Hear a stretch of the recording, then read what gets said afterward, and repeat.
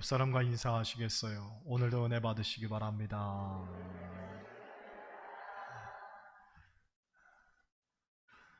본문은 가데스 바네아에서 있었던 일입니다.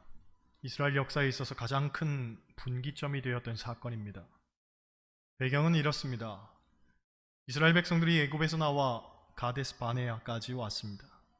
이제 요단강만 건너면 대망의 가나안을 들어가게 되는 것입니다. 신명기 1장을 보면 이때의 모습이 구체적으로 나오는데, 모세가 이스라엘 백성에게 말하기를 하나님 여호와께서 이 땅을 너희 앞에 두셨은즉 너희 조상의 하나님 여호와께서 너희에게 이르신 대로 올라가서 차지하라. 두려워하지 말라. 주저하지 말라. 하고 말합니다. 이실 엄밀히 보면 출애굽을 전후로 해서 이스라엘 백성은 전혀 다른 이들로 환골탈태했다고 해도 과언이 아니었습니다.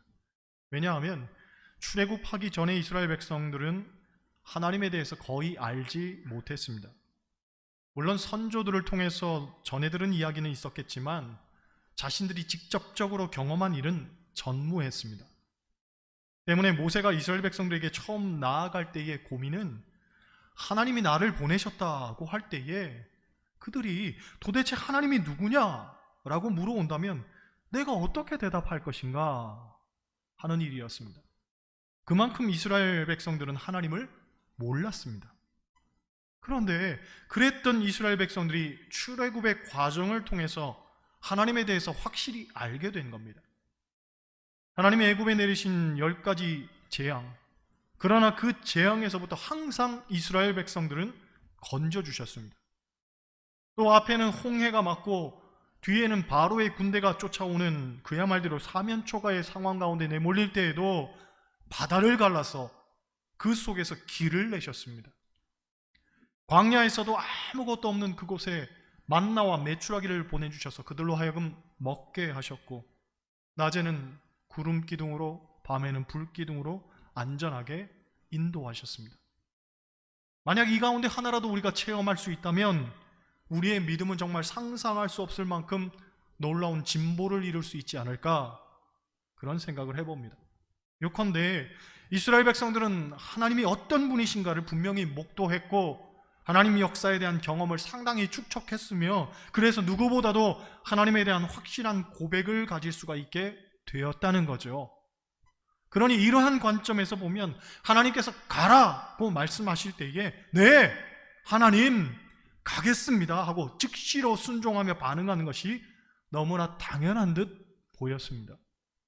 그런데 뜻밖에도 이스라엘 백성들은 전혀 예상 밖의 반응을 보이죠. 모세에게 말하기를 우리가 정탐꾼을 보내서 어느 길로 올라가야 할지 또 어느 성읍으로 들어가야 할지 먼저 알아보는 게 어떻겠습니까? 하고 제안을 합니다. 아니, 하나님이 가나안을 주셨으니 가라고 말씀하셨다면 담대하게 순종하며 믿음으로 나아가는 것이 마땅하지 않겠습니까? 그런데 이스라엘 백성들은 그러지 않고 오히려 하나님께 자신들의 생각을 제한했다는 거예요. 순종하지 않고 내 생각을 앞세웠다는 거죠. 여기서 먼저 우리는 두 가지를 생각하게 됩니다. 하나는 신앙의 연수가 쌓인다고 해서 순종의 반응성이 꼭 좋은 것만은 아니라는 겁니다. 여러분, 신앙생활을 하면 할수록 더 믿음이 좋아지고 더 순종을 잘 하게 된다면 얼마나 좋을까요? 또 기적을 경험하고 더 많은 체험 신앙을 갖게 된다면 우리가 얼마나 신앙적으로 더욱 성숙해질까요? 그런데 그건 우리의 생각이고 주변에서 마주하는 사람들의 모습은 늘 우리의 예상을 엇나갑니다. 물론 신앙의 연수만큼 그 믿음의 크기를 잘 키워가는 사람도 있지만 어떤 이들은 오히려 자기 주장과 자기 고집을 더욱 두텁게 쌓아가기도 합니다. 그래서 오히려 순종을 더 못하는 것을 보게 됩니다. 이런 얘기가 있습니다. 어느 교회에서 교인들이 수련회를 가려고 버스를 타고 가다가 그만 사고가 나서 단체로 천국에 가게 되었습니다. 집사님 한 분이 먼저 천국 문을 들어가게 되었는데 예수님이 일어나 뛰어 달려오면서 끌어안아 주더라는 거예요. 잘 왔다, 아무개 집사야. 얼마나 고생 많았니? 천국에서 내 상급이 크단다 하며 꼭 끌어안아 주셨습니다. 뒤이어 권사님이 천국에 도착했습니다. 권사님을 본 예수님이 벌떡 일어서서 아무개 권사, 수고가 많았다. 천국에 내 상급이 크단다 하며 역시 안아줬습니다. 곧이어 장로님이 천국에 도착했습니다. 장로님을 본 예수님이 천천히 일어나서 아무개 장로, 내 노력과 헌신을 내가 잘한다. 천국에 내 상급이 크단다 하며 악수를 청하더라는 거예요. 제일 나중 목사님이 천국에 도착했습니다. 목사님을 본 예수님이 그 자리에 앉아서 아무개 목사야, 주를 위해 섬기느라 얼마나 고생이 많으니 천국에서 내 상급이 크단다 하며 손을 흔들어 주더라는 거예요. 마침 예수님 곁에서 그 모습을 보고 있던 베드로가 물었습니다. 예수님, 집사가 올 때에는 뛰어 달려가서 안아주고 권사가 올 때에는 벌떡 일어서서 안아주고 장로가 올 때에는 천천히 일어나서 악수를 했는데 왜 목사가 올 때에는 앉아서 손만 흔들어 주셨습니까? 물었더니 예수님 하시는 말씀이 걔가 내 자리에 앉을까 봐 그래 하더라는 거예요. 물론 우스갯소리긴 하지만 우리가 마냥 웃기에는 사실 속상한 얘기이기도 합니다. 제가 목사니까 일부러 목사를 타깃으로 삼긴 했지만 신앙의 연수가 쌓이면 쌓일수록, 직분이 더하여지면 더하여질수록 더 나를 내려놓고 더 십자가 질 생각을 해야 되는데 도대체 어찌된 영문인지 더 아집과 독선이 늘어가면서 어떻게든 머리 꼭대기에 앉아서 무엇이든지 자기 주장과 자기 생각만 관철시키려고 하는 걸 보면 정말 참담한 마음을 금할 수가 없는 겁니다. 여러분, 제가 남의 이야기를 하고 있는 것 아니죠. 우리의 이야기입니다.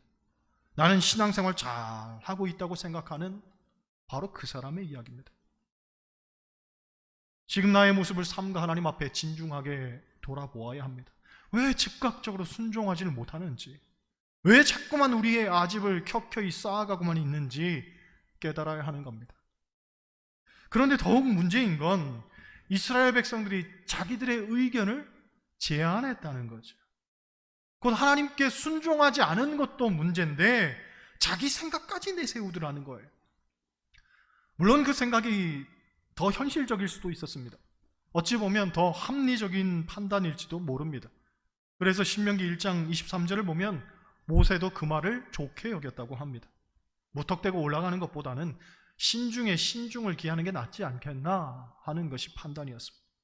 그런데 여러분, 신앙생활은 그런 게 아니죠. 근본적으로 우리가 이성적인 판단을 앞세우면서 합리적이고 또 현실적인 이유를 내세울 거면 신앙생활 도대체 왜 하는 겁니까? 신앙생활은 엄밀히 말해서 그 자체가 이성으로는 설명이 안 되는 일이죠. 신앙생활은 믿음이 없이는 할 수가 없는 일입니다. 성경은 말하기를 믿음이 없이는 하나님을 기쁘시게 할 수 없다고 했습니다. 신앙생활은 믿음으로 해야 됩니다. 할렐루야. 결국 모세는 이스라엘 지파의 청을 거절하지 못하고 대표 12명을 뽑아서 그 땅을 탐지하게 됩니다. 민수기 13장 17절로부터 20절까지를 보면 이들을 가나안 땅에 정탐하러 보낼 때 모세가 몇 가지를 당부하는데 우리가 주목할 만합니다. 모세가 가나안 땅을 정탐하러 그들을 보내며 이르되 너희는 네겝길로 행하여 산지로 올라가서 그 땅이 어떠한지 정탐하라. 곧 그 땅 거민이 강한지 약한지 많은지 적은지와 그들이 사는 땅이 좋은지 나쁜지와 사는 성읍이 진영인지 산성인지와 토지가 비옥한지 메마른지 나무가 있는지 없는지를 탐지하라. 담대하라. 담대하라. 모세가 정탐꾼들을 보내어 몇 가지 당부를 한 끝에 마지막으로 한 말이 담대하라 했습니다. 담대하라. 곧 모세가 생각했던 정탐의 목적은 하나님의 약속에 대한 더 큰 신뢰와 확신을 갖고 돌아오라는 거예요. 하나님이 약속하신 그 땅이 얼마나 좋은지, 우리에게 허락하신 그 땅이 얼마나 귀한지, 그 하나님의 약속을 바라보며 하나님 살아계심을 더 깊이 경험하고 돌아오라는 거예요. 담대하라. 그런데 예상 밖에도 정탐꾼들의 보고는 둘로 나뉘어졌죠. 우리가 알듯이 10명의 보고와 2명의 보고가 달랐습니다. 내용도 정반대였습니다.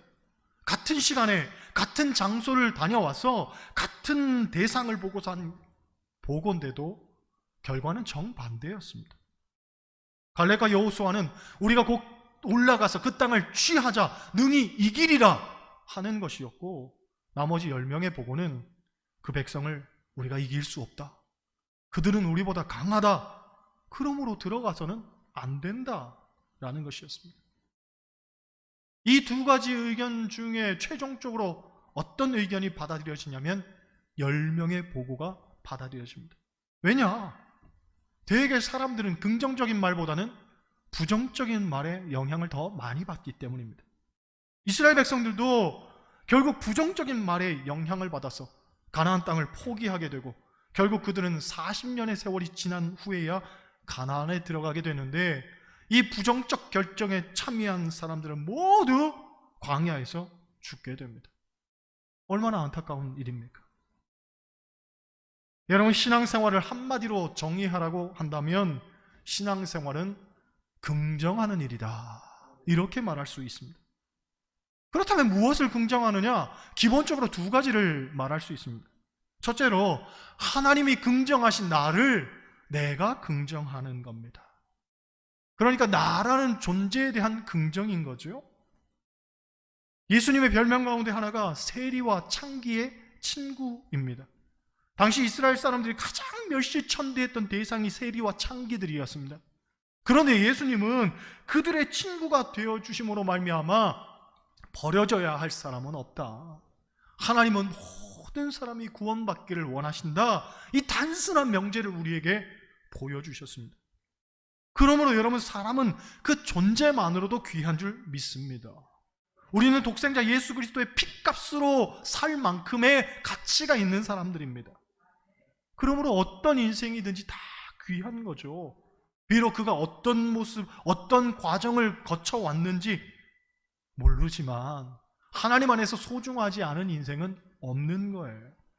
혹 어떤 분들은 어떻게 살다 보니까 이렇게 저렇게 굴러먹다가 여기까지 왔다고 말할지도 모르겠지만 그렇지 않아요. 다 하나님의 인도하심을 따라, 하나님의 계획을 따라, 하나님의 경륜 속에서 이 모양 저 모양으로 빚으신 거죠. 내가 생각한 그 모양은 아니지만 하나님의 계획을 따라 빚어 놓으신 거란 말이죠. 꼭 내 생각대로 내 계획대로만 살아져야 의미 있는 인생이 아닌 거예요. 이런 인생도 의미가 있고 저런 인생도 다 의미가 있는 거예요. 지금 여러분의 삶은 충분히 의미가 있는 거죠. 그러니 하나님 안에서 그걸 깨닫고 내 삶을 긍정하는 것, 이것이 진정한 그리스도인의 자세인 겁니다. 또 하나, 우리는요, 삶을 긍정해야 됩니다.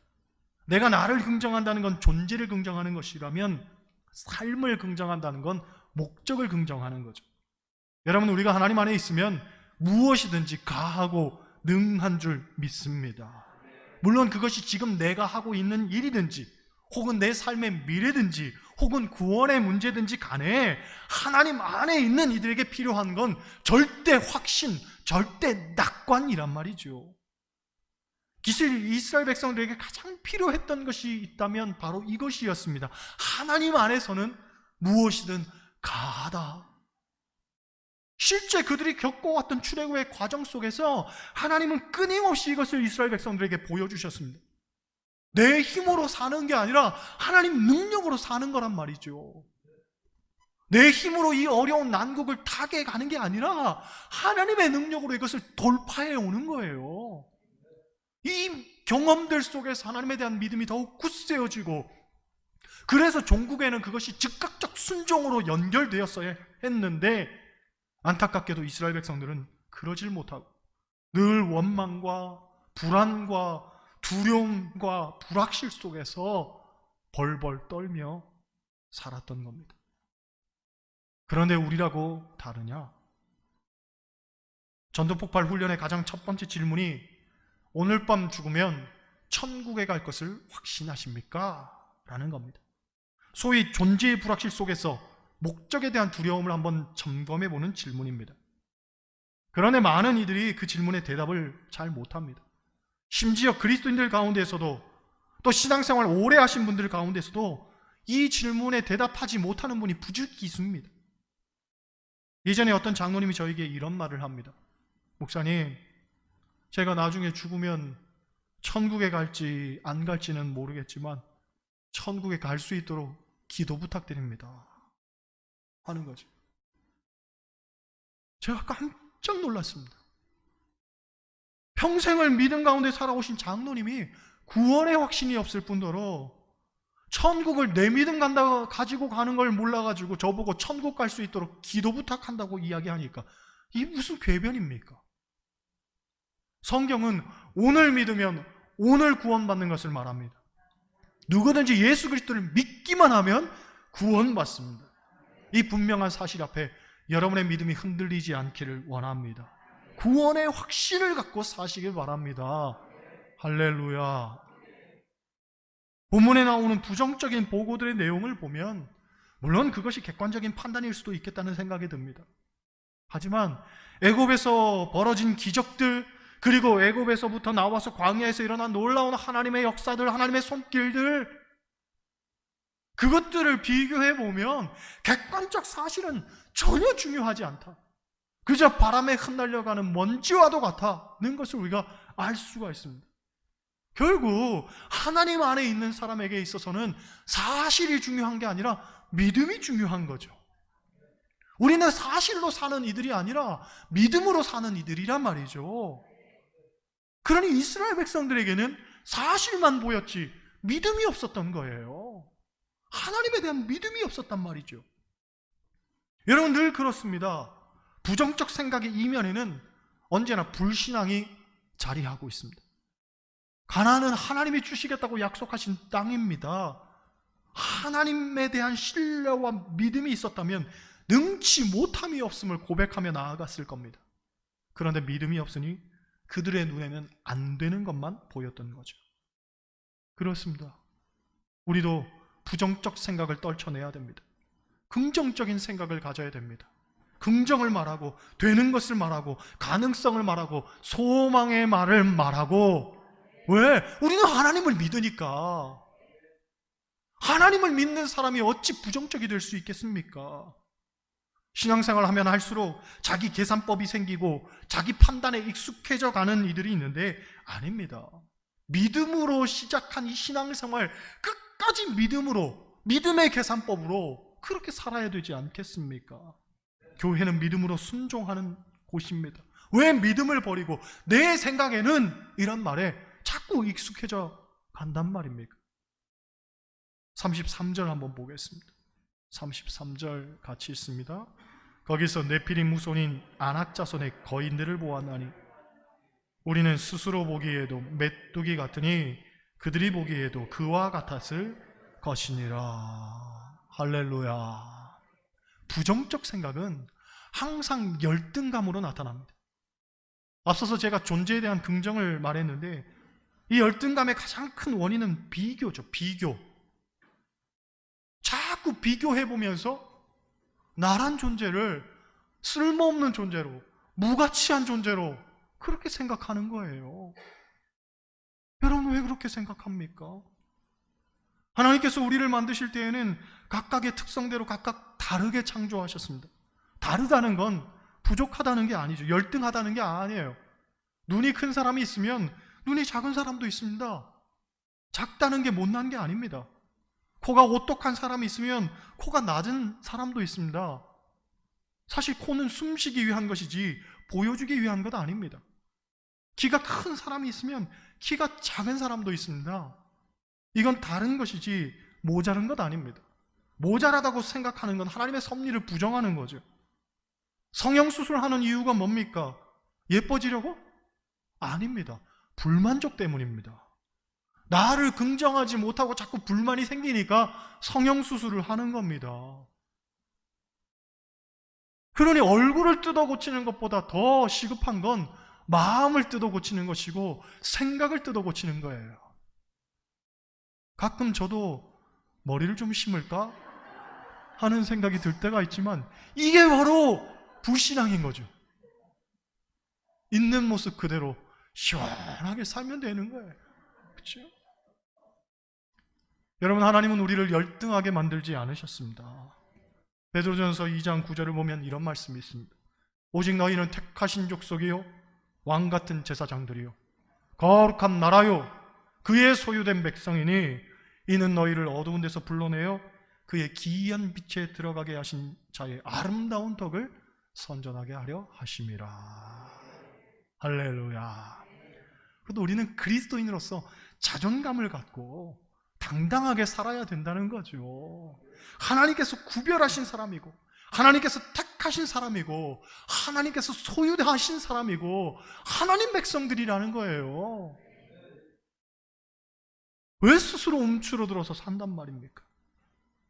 가나안은 하나님의 약속하신 땅이에요. 축복의 땅이에요. 하나님 통치하신 땅을 말합니다. 그리고 종말론적인 개념에서 보면 우리 그리스도인들이 최종적으로 마지막에 들어가야 할 저 하나님 나라이기로 합니다. 이 땅은 하나님을 의지하는 자가 들어가죠. 어떠한 상황 속에서도 하나님만 바라보며 절대 긍정, 절대 확신, 절대 믿음을 가진 사람들이 들어가는 곳입니다. 바라기는 부정적 생각을 다 떨쳐내고 오직 하나님만 바라보시기를 바랍니다. 여러분은 하나님께서 만드신 귀한 존재들입니다. 그리고 우리의 삶은 하나님이 인도하십니다. 하나님의 손길을 늘 의지하고 믿음으로 오늘도 한 걸음 한 걸음 나아가 승리하는 주님 백성들 다 되시기를 주님의 이름으로 간절히 축원합니다.